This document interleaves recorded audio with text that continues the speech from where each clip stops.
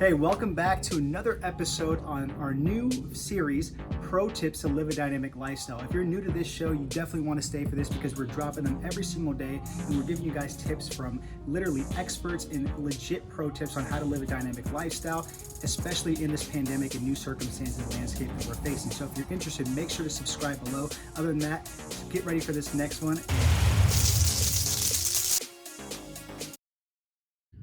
All right, guys, welcome back to another pro tip series on how to live a dynamic lifestyle through this pandemic. So we have the awesome Jordan Syatt in the house. Jordan, how you doing? I'm doing well. Thanks, guys, for having me. I appreciate it. You're very welcome, man. And right before we hit the record button, we were talking about how we're all doing and stuff. And you're in Manhattan right now. So from what we hear on the news, like New York is just insane, right? So, I mean, you said everything's pretty much like just nothing going on. Yeah, it's interesting. When you look at I hate the news. I I know, right? Yeah. I hate every news channel, every single one of them. They all suck. They're all biased. They're all narrative driven. And they're all just trying to get their ratings up. I don't care what side you're on. Yep. And for right now, just what it looks like, anytime I look at the news, which is very rarely, I immediately get a sinking feeling in my gut. And I'll look at the news and it'll be talking about Manhattan and I'll just like feel terrible. And I'll be like, hold on, I'm in Manhattan. Like I'm here right now. And it's making it sound so terrible here.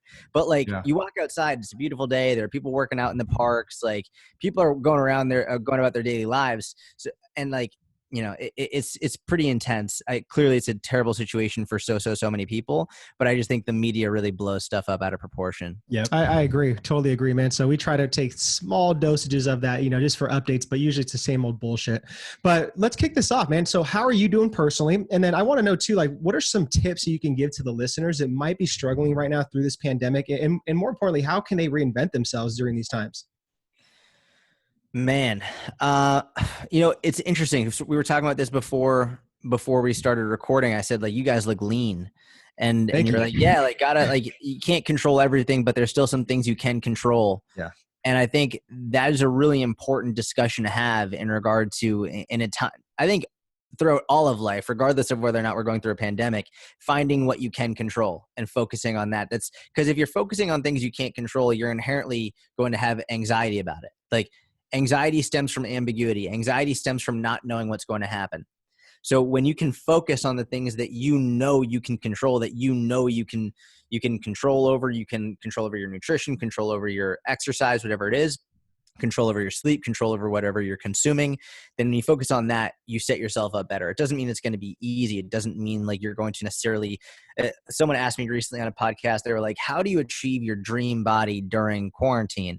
And I was like, listen, you're probably not going to achieve your dream. Mm-hmm. Number one, there's probably not enough time during quarantine to achieve your dream body. Like, I'm assuming your dream body is going to take years to achieve. Number one, even if you're in the best of circumstances, not to mention if you don't have any equipment and your dream body requires stacking on 25 pounds of muscle, like, good luck. Like, I don't care if you're on all the drugs in the world, that's not going to happen. Yeah. So it's like, I think a lot of it's about managing expectations and understanding I think there's a lot of issues with people telling us to suppress normal human emotions, right? I would never tell you to say, like, listen, you shouldn't be anxious, you shouldn't be worried, because as soon as you say something like that, it gets worse. You feel like you're doing something bad or wrong. But I would say, instead of focusing on the things that are making you anxious or worried, I would say try to focus on things that you can control. So if you can control your nutrition, you want to focus on getting leaner, then focus on that. If you're like, you know what, focusing on my nutrition right now it's not going to end well. Maybe it'll exacerbate some disordered eating. Maybe it'll exacerbate whatever. Focus on something you can do strength wise. For the first 30 days of quarantine, I did 300 push-ups a day. Nice. But there was zero part of that was anything physique related. That was purely to do something difficult every day. Just the challenge of overcoming something difficult every day. And if you could jump rope, you could walk, you could do squats, it doesn't matter what you're doing, but finding one thing to have a challenge to overcome every day, I think, is one of the most important things you can do right now. Yeah, 100%, man. And I just love how you just kind of reframe your mindset on doing something challenging every day to kind of have that focus and something to look forward to. So, obviously emotions are kind of like waves, ups and downs, right? Throughout this quarantine, especially. So like those days that you're just kind of like really frustrated and you're like, fuck, man, like it really gets the best of you. What do you kind of do? And like, what are some of those moments you've had? I mean, there have been some days where I've just slept most of the day. Like there have been some days where I've just slept. But the interesting thing is those are the days that I usually feel the worst. The days where I do nothing, I feel the worst. The days where I force myself to do something are always, every time, 100% without question when I feel better about myself and everything going on. Yep. Because when you do nothing, and again, I'm not going to say don't ever do nothing, because sometimes like that's what you need. You just need to take a break. You need to take a rest. Yeah. But just noticing myself, sort of like watching from above, looking at my own behaviors, my own emotions, my own actions. Every single time I force myself to get up, to make content, to interact with people, to give stuff away for free, to be a productive member of society, I feel better about myself. And I feel better about everything going on. I very fully understand that I also am in a very different situation. I have no kids. I live with my girlfriend in like a decently nice apartment, and like we're very fortunate. So I know for a fact if I had 4 kids running around screaming their heads off in a tiny apartment, I wouldn't be nearly as productive. I'd be losing my mind. So I think the important message here isn't to do the exact actions that I'm saying necessarily, but to find something that allows you to overcome something on your own, whatever that may be. Find some way, and maybe it's spending more time with your kids. Maybe it's spending more time with your partner. Maybe it's maybe it could be walking, whatever it is, but doing something for yourself every day, because I think the more you end up just doing nothing, the more time you have to think about all the stuff you can't control. Yeah, Definitely. totally, man. And then, so I want to shift gears here too. Like, no, you're obviously a fitness professional. You've been in the industry for close to a decade now. I mean, what would you say, man, to like most fitness professionals that are kind of listening to this, and just your predictions on what's going to happen once they open up gyms? Like, obviously the fitness industry is going to change. So what is kind of like your predictions on what's going to go on? What's going to happen once all this is over? Yeah. Like maybe like once all the gyms open up, maybe people decide to maybe go back to, personal training jobs, or even if like, you predict it doesn't happen, I think it's going to go back to normal pretty quickly. I really do. I think that for a number of reasons, and I could be massively wrong, but I mean, what has now, like a couple of months ago, the idea of us being quarantined, I think the vast majority of people were like, that'll never happen. Like there's no way. And now it's become the new norm, and people have adapted to it. And like, you can even look at the markets to sort of see that trend. It's like home offices are like, the amount of money people are spending on home offices is huge. The amount of money people are spending on home gym equipment is huge. You can like, look, people are adapting. They're not just staying exactly the way they were. They figured out, okay, how am I going to have to change in order to continue to progress? So people are clearly in the mindset of, how am I going to get better? How can I improve? How can I strive to move forward during this whole process? That will happen once all this is over. And I think one of the biggest things about us as a society in general, and this is across all societies and all cultures, is we're always trying to improve. We're always trying to get better. We're always trying to make things more convenient and more efficient. This is clearly a very inconvenient situation, to say the least. Once we have our conveniences back, we will immediately go back to use them. Having a one-on-one personal trainer is a tremendous convenience. Like, it's to go to one person and get one-on-one coaching on the floor from someone, that will never go out of business. Yeah. Like, there will be more options. There will be more options for people online, but it will never go out of business to go to an in-person coach and get coaching from them. There will be more options available to them online, maybe a split between in-person and online coaching, which I think would realistically probably be the best option for every coach, is to find a way to split your in-person and your online time. Yep. I think in person, so you can continue to get better as a coach and to improve your coaching quality, your services. To see people in person, I think there's a lot to be said about human connection, but also online for the perspective of not burning out, being able to reach and help more people. I think that's probably where, if there's one major benefit that I hope a lot of personal trainers get from this, is I hope they're spending this time building their online presence now, doing the things that they weren't doing before, either posting more content, building their systems. I think the best thing every personal trainer could do is give away free online coaching during this time. For free one-on-one coaching right now, take on a bunch of people. It doesn't matter if you have systems or not, because the first 10, 20, 50 clients you have, that's what's going to teach you how to make your systems. So take on people for free, coach them for free, do a month, 2 months, 3 months. And then if they want to continue, then they can stay on after that. They'll refer people to you. I think probably the best thing you could do now to set yourself up for online down the road is just take on people for free. Are you a fitness professional looking to create more income, impact, influence, and independence? If so, we actually just dropped our new book, Rise of the Fit Pros, so you guys can be on your way to doing all those things and you can sit there and build your hybrid training model. So if you're interested in getting your copy, make sure to click the book or the link right here, and you guys can grab it. Other than that, make sure to enjoy the rest of the show. Yeah, and not even that, man. It's a great point, but even just build up your social proof, all the testimonials, case studies, and then people will remember that going forward once you do put out, a product in charge. Yeah, and that's what we've been hammering home with our Fit Pro students, man. Is just like give free right now because they're going to remember that shit, once all the stuff ends. You know what I mean? So it goes a long way.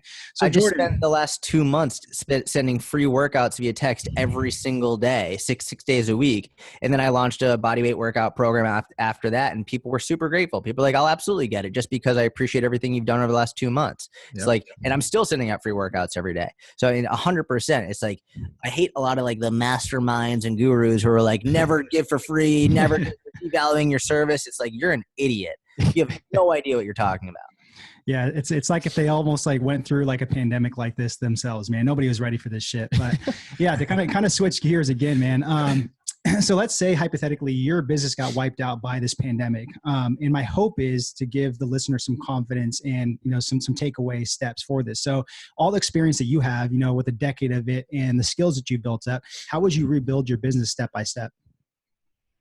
I'd start with giving away free coaching, especially if we're talking, because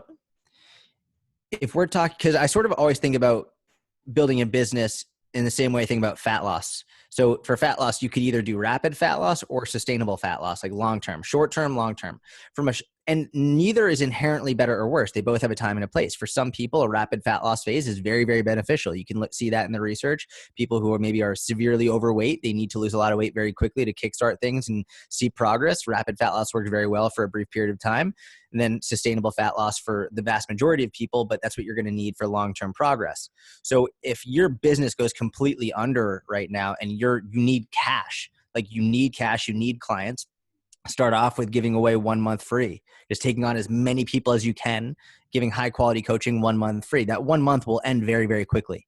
It'll go quickly. And if they want to continue to sign on, amazing. Guarantee some of them will. And if of those who don't, you'll get more referrals from them, either people who did it or from people who, either those who did it or the people who heard about them doing it. You'll get more people signing on. I think that would be the rapid fat loss version in terms of first thing you do, give away a ton of free coaching.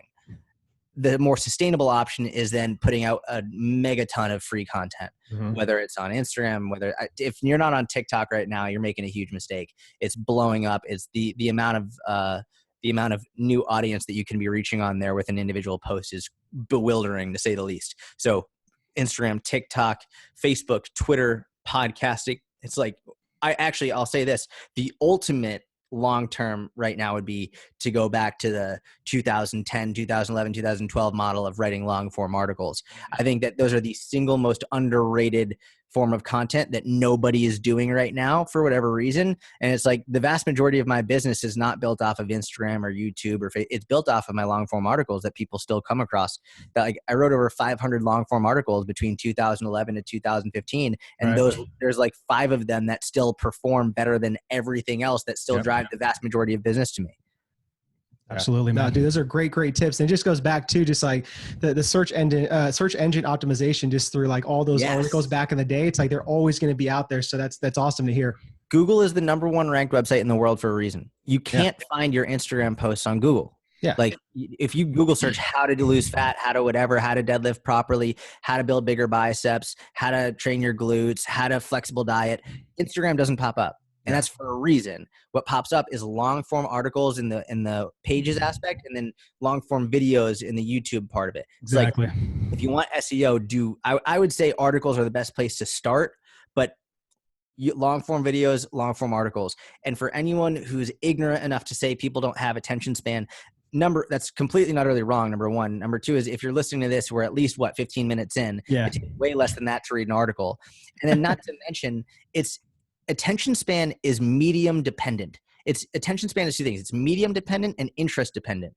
right? So if you're on Instagram, you say people don't have the attention span. Well, of course, because they're on a platform that is designed for short attention. Exactly. Yeah. Like, if you go to a podcast, no one is expecting a 15-minute podcast. They're expecting 30, 40, 55-minute podcasts. People watch Joe Rogan for 3 hours. When you go to a long-form article, people are expecting to read for 10, 15, 20 minutes. When you go to a YouTube video, people are expecting to watch 5, 10, 15, 20 minutes long.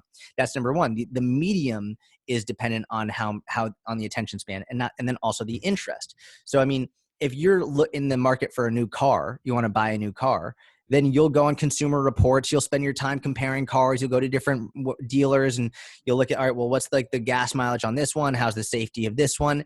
Once you buy the new car, you're not going to be doing that anymore. You're not going to spend hours on hours comparing because you're not interested in buying anymore.